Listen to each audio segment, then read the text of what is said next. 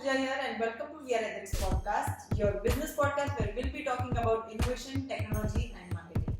We have an amazing team of developers, designers and innovators who work to make a difference and try to solve something and learn. Here we are today to share our knowledge, and with this space I'm talking about in and out of product execution. The series called Inside Product, and we'll be talking about product basics as a first episode. We have a Bhavesh with us who is a product strategist and holding a more than 15 years of experience in the industry. Please welcome. Hi Bhavesh. Thank you, Pooja, having me here today. It's always pleasure. I can't wait to talk about more and from idea to execution what it takes to build a product. So let's start with a very basic maybe a question, but I have seen that even non-IT people are jumping into product development, and more and more people are taking interest when it comes to building something from idea to execution. So Right. what's your thought when somebody is into this road, what the product flow looks like? You are very right, Pooja. Nowadays, not only from the IT but non-IT, the people are also try to the enter in a product market, digital solution basically. So whenever anyone who want to enter in a digital solution should have a vision, right? Which either going to solve the issues of the current the market we have, Right. or are going to the copy of any current existing product and going to provide more kind of refined solution, or we can say a better features with the products. Improvised version. Right? Yes, very true. So before the any founder who want to go with the product development phase, they have to validate their vision. Right. They have to do a research enough to make sure their vision is the sustainable or not, because the market is really big, and people think many times like that their ideas or vision is something unique, it's going to work, and at the end it failed, or at the end in between the development they find that that there are similar visions or the similar the concept already exists in the market. So the very first thing is you have to validate your vision, whether it's sustainable or not, it's going to be a real solution or not, it's going to be a fresh or that you are the only one who provide the similar solution or not. So there are entire process which I would suggest that any founder who are going to develop any digital solution should the follow Right.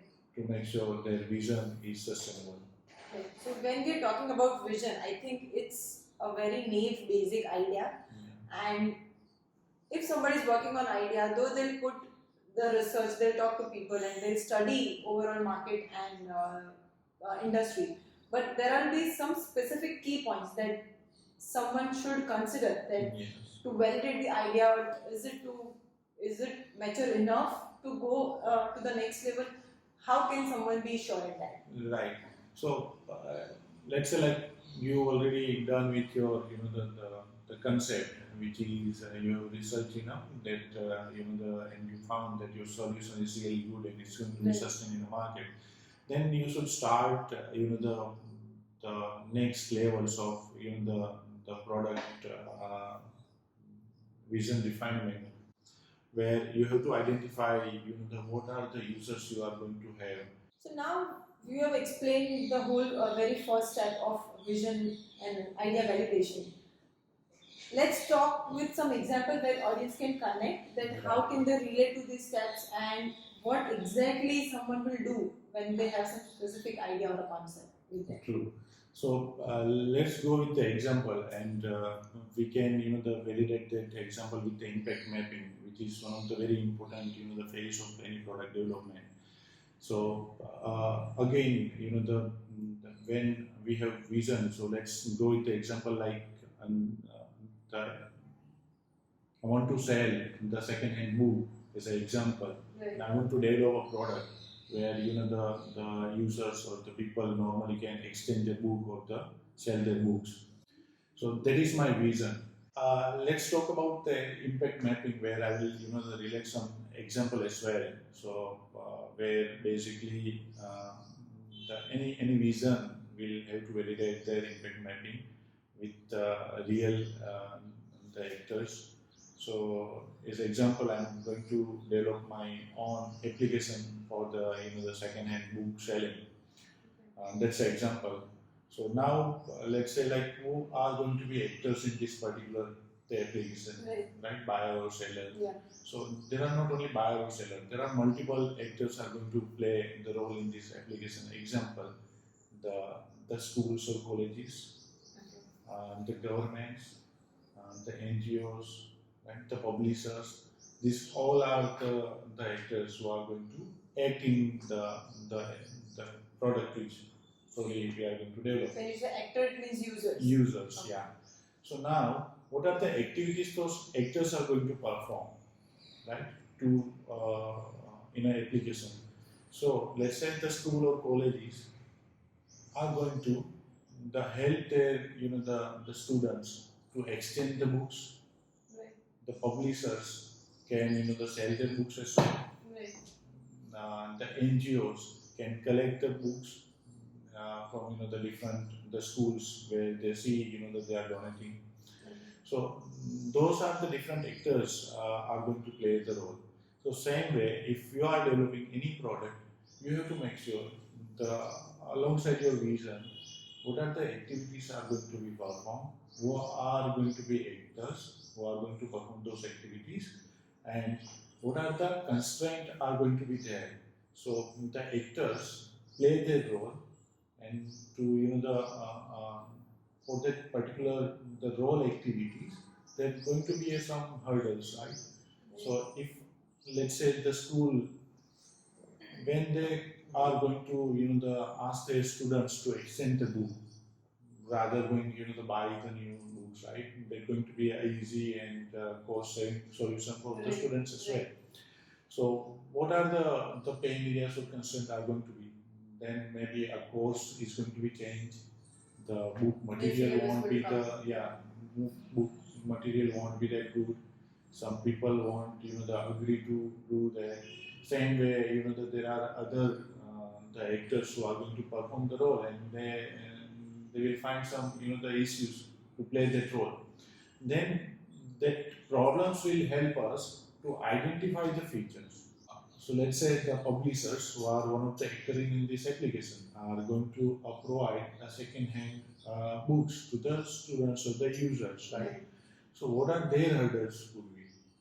Maybe their profit won't be the same as the earlier.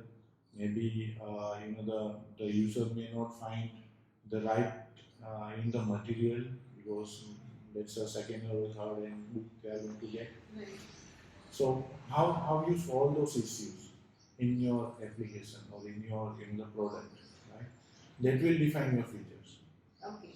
So basically, you have to work on actors versus actions versus problem, and then map those three and see that are you still aligning with your solution that you are trying to solve overall as a big picture, and jot down the problem and work around the. So basically, this impact mapping will give you a lot of features which are going to really solve the issues of your actors, and that is depend on your how your application is going to be work in a market, whether it's going to be successful or not. Right. So in this case, what I feel is you cannot just focus on the main crucial things, but you have to focus on the overall picture when you're talking about all the different users or smallest problem that should be covered in this mapping, and which will give you the overall idea. Okay, that's great. Right, so we have understood, I think, mature vision validation, product mapping. What comes next? Like, I have everything with me, users, problems, solutions. What should I focus on next? So let's go into some hypotheses. We create some hypotheses for the same example of book, and we understand how it, the hypothesis will work. So let's say we create two hypotheses. One is the both are going to be featured, right? Okay. So the first hypothesis of one feature is click the picture, upload in your portal, and write down some notes. Okay. So user will, whenever they find the books, they can see real picture of your What exactly the situation of books. yes. Yeah. So then they connect like whether they want they accept this condition of book or not, Okay. right? But then again they don't know like the book cover may looks good, but pages are not, right? So there are multiple scenarios there. The second hypothesis is allow user to the record small clip of your book Okay. and upload that. And then see user may connect better than the first hypothesis. So create some hypothesis, similar hypothesis. Go to the users, ask take the feedback, reviews of your hypothesis, and then come up with the percentage of the like what hypotheses are going to be more What acceptable. feedbacks you get. Yes, and then based on that you define or decide your the priorities of your features. So let's say you are going through with your concept and vision, and you have done the enough research, and you find that your solution is the workable. Then the next step I would suggest to go with your vision to the market. You validate your vision with the real users, whether your the concept is acceptable or not. And to refine it further, you have to write down in whiteboard or notepad like your vision, your users, then the pain areas which you are going to solve, and the hurdles which you will the likely expect that those are going to be there in product development, and what are the features which that you are going to offer to your users. Okay. And once you have the the feature list, then probably you list down the user actions which any users are going to take in your product, and then the final outcome. So all this information you have to write down, whether in the book or somewhere. You have to continue the work on that. You have to refine it. You have to take the feedback. You have to do the research, and it won't be done in the 1 week or 2 weeks. You have to have give a good amount of time in your product vision before you actually take it into the development. Right, to collect the data and Yeah. see with the more data how are you Yeah. going. Otherwise, what will happen, which we normally see in our IT, right? Like people start with the product development, and in 2 or 3 sprints, they they come up with different changes, Right. different features, which was not initially the implemented or in a product roadmap. And at the end, it is going to be more costly when they are going to develop the solution, and it's going to be the kind of the mess up in a product as well. Right. So to make a smart decision, I think you should focus on these key points first Yeah. before jumping to development or even or any further next steps. Yes. Okay. And yeah, there are some hypotheses which may user won't accept, right? Right. So you, very early stage, you come to know that your features may not work in a market. Okay. Before development, like before working on anything like hardcore, you're Yeah. validating this with a hypothesis. Hypothesis, exactly. Okay, that's great. I think this will help in any way where I think it's an if-then concept where I'm putting some of the examples or some of the actual use cases and asking user that will you be using this, or if you get this or this, Yeah. which one you prefer more? Prefer, yeah. Okay. That will also help you to define your MVP as well. What features you want to start with, what came later as well. Okay, to decide a priority. Yes. Okay, that's great. All right, so now we have talked about hypothesis, and at the end of this exercise, I think I have a list of features with me with votes or feedbacks where I know that what my user wants. But if I see the overall picture after like vision validation, impact mapping, and working on this feedback gathering, I'll have tons of features with me. I will have lots of data with me to study. how should I work on all these features? I mean, how should I do my next steps to focus on? Right. So after all these activities, when we have list of features, right, and after hypothesis, you will come to know what are the important features are going to be there, right?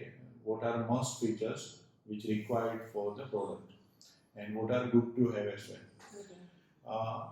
The many, the product founders are making such mistakes where that they go with all in one development, and they want to release the product with all the features, and they end up with the either losing lots of time before they they make the market.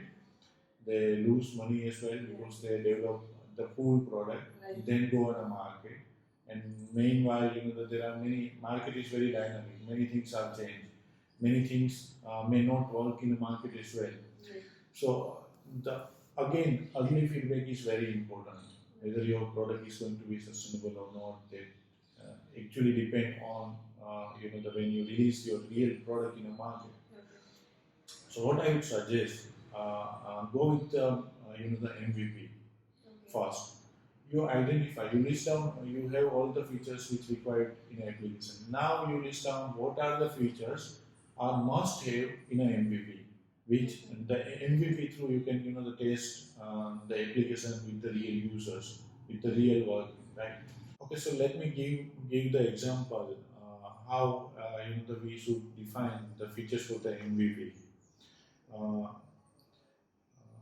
list down the important activities you are going to perform in your application, right? And so any in the product will start with either sign up or sign in, right? And then probably fast screen will come. So when this is very small example, but when you define a sign up, like don't go with the all 3-4 options which now currently all mature product will have, like the Facebook sign up, Google sign up, mobile sign up. Go with simple one sign up, either Facebook or you will go with the mobile, and rest the sign up you can take it in the next phase as well, right? In the second phase also, if you think like the product listing page is there, and there are many features like filters, the search. Don't go with the advanced search or advanced filter.